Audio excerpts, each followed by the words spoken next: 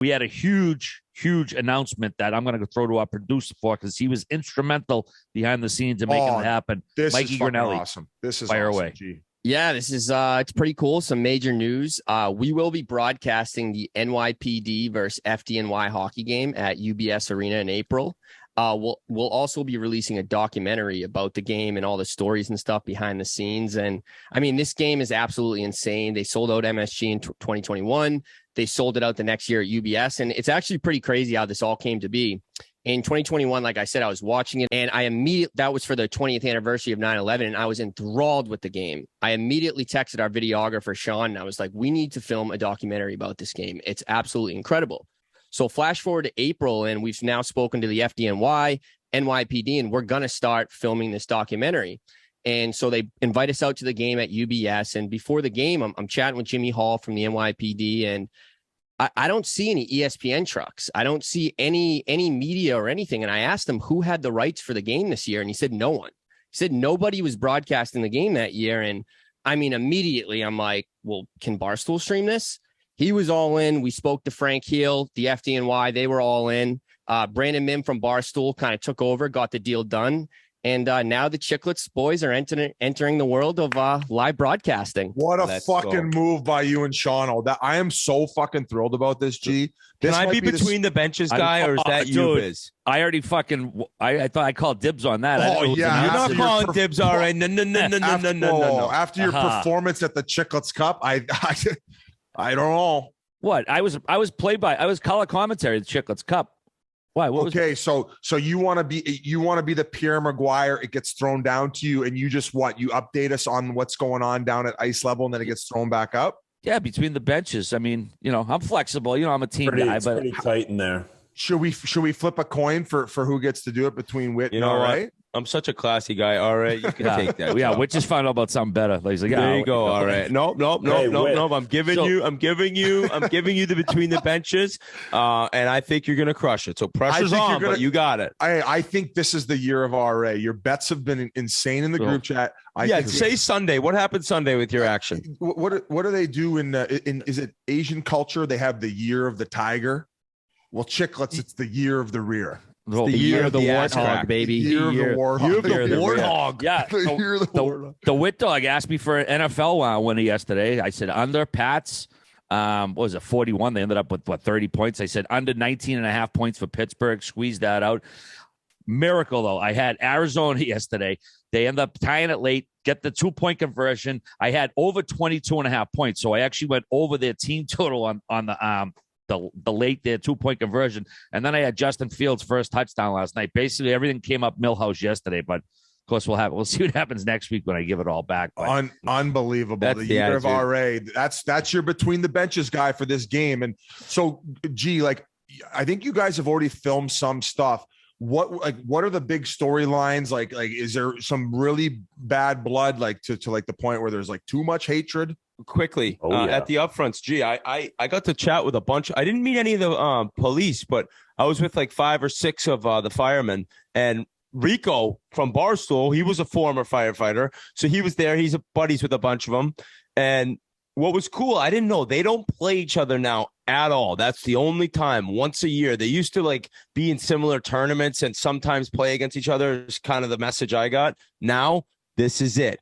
And when I saw the one on ESPN, I think it was Kevin Weeks and Butchergross, the amount of passion, the physicality of the game, this is the perfect thing for us to dive into. So I didn't mean to cut you off, G, but I'm fired up. Oh, yeah. No, I mean, I think you kind of described it perfectly. I think it's so crazy because the way Jack McNamara explained it to me in RA, we paid a visit to the firehouse before we went to the upfronts, is these guys have all played together their whole lives. They played against each other and with each other. A lot of them are from this area and they're friends. A lot of these guys are friends, but when they step on the ice, they fucking hate each other. Me and Sean stood in between the glass for the game and while we were filming, and the chirps that these guys throw at each other is unlike anything I've heard. And these guys go at the refs harder than I've seen anyone go at the refs. So every year, every game, there's fights. There's tons of fights. It's like I said, 18,000 people at UBS, and these fans are fucking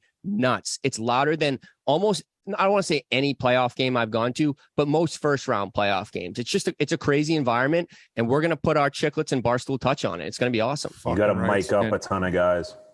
Yeah, great call. Remember last year we were watching the game. Me and Hazy were watching it, and we were texting you guys. You're like, it was on TV last year. That was 2020. Oh, was 2021. It was the 20th it was 2021. anniversary. Yeah, it was 20th anniversary of 9/11. Jesus, because that was, and the whole chat started watching it. Yeah, it was unbelievable. I also told one of the guys, it reminds me of like Mystery Alaska, because the young guys coming up and there's an older player. Like, dude, every year, right? These kids come into the fire academy, police academy, and occasionally there's a really good hockey player that's coming in. We got to film training camp, so we'll know if there's like a little bit of politics involved. Yeah, exactly. How do I keep my the old job? Fat guy with the barrel who's got the bad knee just because he brings the good leadership. Like, hey, there's tons of D1 guys that play in this, though. This is like it's a fast hockey game. You'll see the occasional like 45-year-old lieutenant out there that's a little locker room guy. He's a biz. Yeah. Exactly. But this is a fast-paced hockey game. So, gee, all kidding aside, like, do we know who's going to be doing the play-by-play and color commentary? Is that like going to be all determined? I mean, Biz is the only one that has history doing hockey play-by-play. So I think you got to do it. I say you and Jake Marsh. I'll do whatever you want me to do with this thing. You know who we should ask who could maybe swing it is Heater. Yes. Bob Heathouse for the Coyotes. That would be cool. Oh, I just don't know if it would align with the Coyotes game day. So we could bring him out. He's fucking excellent play-by-play. He does radio for the Yotes. I mean, he's been polishing turds for fucking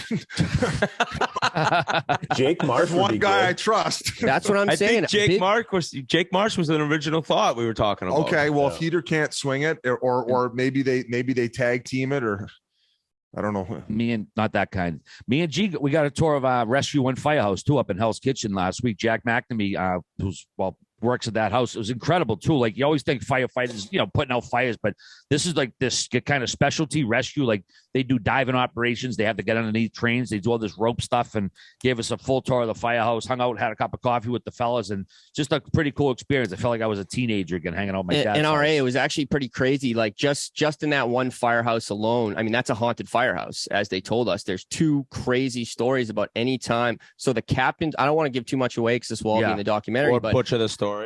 The captain's boots from 9/11. The captain's boots from 9/11 are under the under the captain's bed, and anytime the boots get moved, they haven't been touched since 9/11. And anytime the boots move or get touched in the slightest bit, something very bad happens. So it's like there's so many little stories like that at all these houses that are so interesting, and we're going to tell all of those in the documentary. What's those old shows that they go to like haunted houses? We should do part of the documentary should be all about the hauntedness, the paranormal activity shows. Oh yeah, Project. Bring back Tori Mitchell and JR. We'll send RA, since you want to be the between the benches guy. We send you there one night in the haunted.